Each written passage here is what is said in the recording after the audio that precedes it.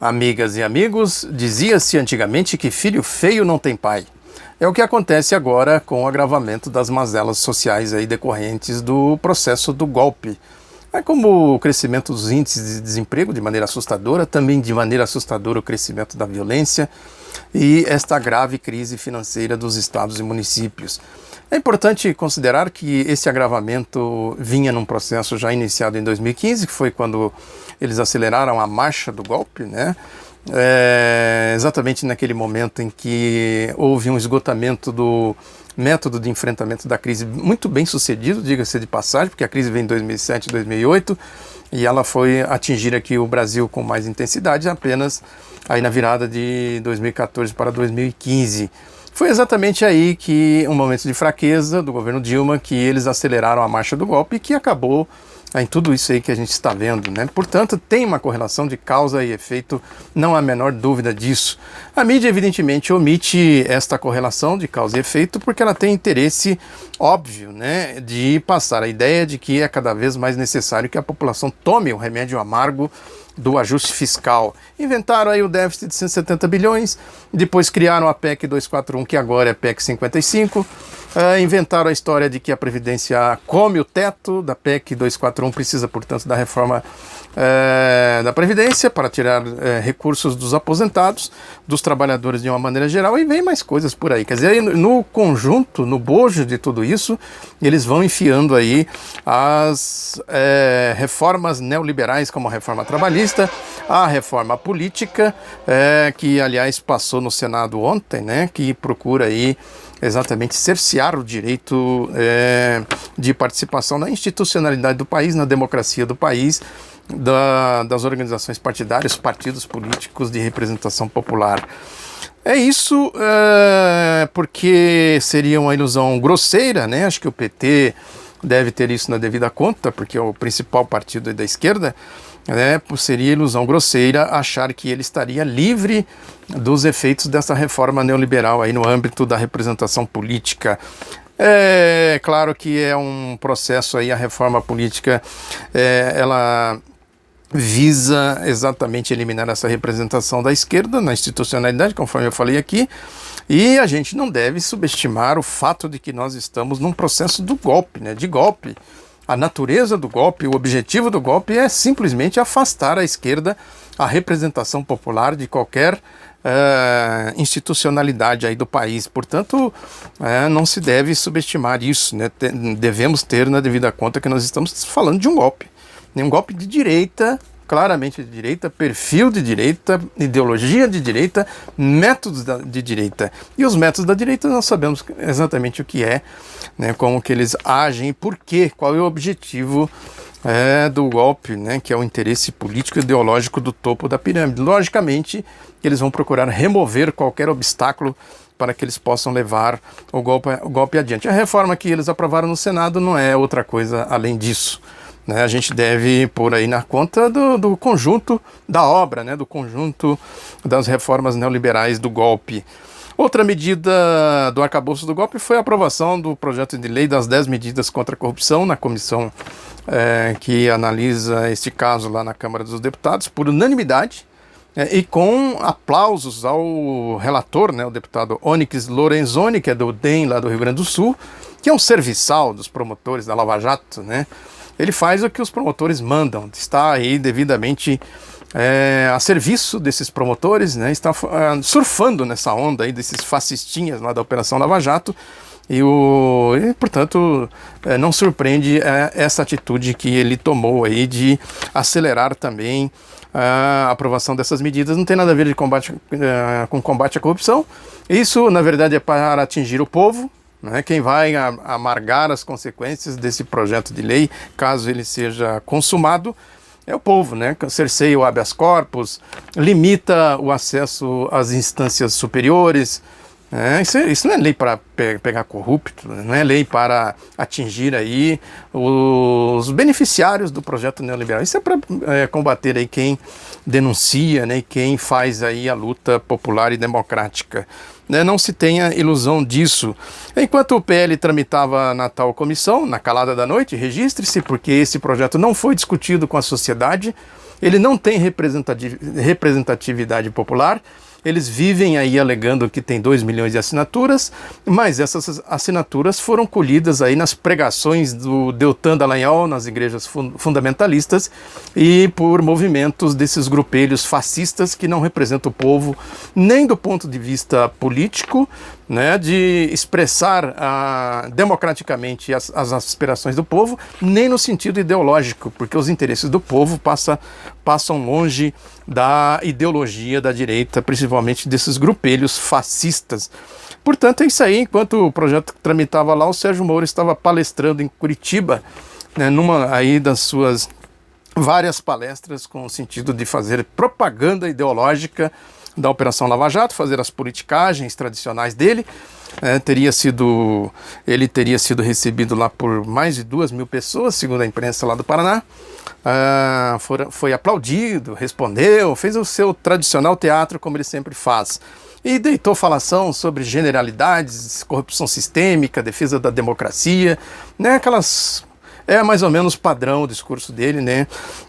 Desde que ele começou a sua vida aí nesse submundo, né, da indústria da maracutaia, lá em Maringá, com a história dos 500 milhões que eles desviaram lá da prefeitura tucana no final dos anos 90. Eu deixei o link aqui para vocês darem uma olhadinha, para quem ainda não viu. O Moro participou, na verdade, do lançamento de um livro, mais um desses livros chapa branca que tem por aí. O livro se chama Operação Mãos Limpas. Ele insiste nisso, de dizer que a Operação Lava Jato tem semelhança com a Operação Mãos Limpas, coisa que não corresponde à realidade. A Operação Mãos Limpas tinha um objetivo claro, definido, tinha fatos concretos, ao contrário das ilações, das delações, das suposições sobre as quais a Operação Lava Jato trabalha. O Moro escreveu o prefácio e também escreveu um artigo para este livro. Aliás, tem uma profusão de livros aí exaltando a Operação Lava Jato. Eu quero deixar aqui um registro que eu também quero escrever sobre a Operação Lava Jato, se algum editor, alguém aí estiver interessado. Eu tenho já pesquisas acumuladas suficiente para escrever um livro também sobre a Operação Lava Jato, para mostrar o que ela é de fato, não esses livros aí, chapas brancas que procuram simplesmente propagar, amplificar a propaganda ideológica, a ideologia da Lava Jato, a ideologia do golpe, a ideologia da direita. O Sérgio Moro, nas suas dramaticidades, foi irônico, ridículo, né? Como sempre ele faz. Eu acho que um caso aí que mostra bem a índole fascista desse juiz foi a ironia sobre a prisão do ex-governador do Rio de Janeiro, Antony Garotinho, feita sob medida para ser exibida pela Rede Globo de televisão ad nauseam, né? Aquelas cenas lamentáveis, grotescas que a Globo ficou repetindo. O Sérgio Moro disse, entre aspas, tivemos o caso recente de um ex-governador que foi preso e teve reação um tanto dramática e demandou o uso de algemas. Diz que provocou risos da plateia, né? Não sei onde está a graça disso aqui, fazendo ironia grotesca, né? E confessando exatamente o que ele é, né? O que ele pensa. É um sujeito absolutamente grotesco mesmo, né? Porque é isso, no final das contas, fica aí o dilema, né, do tal do Caixa 2, porque o projeto de lei que foi aprovado, ele criminaliza o Caixa 2. Então quer dizer que ele não era crime, o Caixa 2, antes do projeto de lei, então tem que soltar todos aqueles que estão presos lá em Curitiba, porque a única coisa de concreto que tem é a comprovação de que foram utilizados aí os recursos de Caixa 2, coisa que não é novidade, é sistemático isso, as delações todas mostram isso e não tem nada além disso, de Caixa 2, né, no rigor da verificação. O que tem é tão somente Caixa 2, quer dizer, gastou-se tempo, salários enormes, como 77 mil reais de salário do Sérgio Moro, para descobrir o óbvio. O que eles descobriram efetivamente? Quais as investigações que eles fizeram? Rastreamento do dinheiro, quem recebeu, quem pagou, né, como foi gasto esse dinheiro? Nada, absolutamente nada. Então tem que soltar aquela turma lá, porque se o Caixa 2 passa a ser crime a partir desta lei, caso o projeto de lei se transforme em lei, então, consequentemente, está comprovado que não existia crime até então. É isso aí, né? Porque em se tratando de Caixa 2, é preciso sim fazer esse rastreamento, né? Fazer aí o acompanhamento da tramitação do dinheiro. Prenderam lá recentemente, em Madrid, na Espanha, o operador de offshores, né? Um tal de Rodrigo Tacla Duran. que seria o cara que fazia lá o esquema pela Odebrecht das contas no exterior. Aí é importante ir atrás das contas, né? Quem tem conta? José Serra tem conta.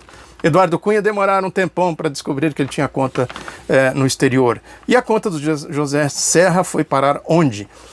Foi devidamente varrida para debaixo do tapete pela mídia e pela Operação Lava Jato. Agora, tem conta do Lula? Tem conta da Dilma? Tem conta de alguém do PT, de alguém de esquerda?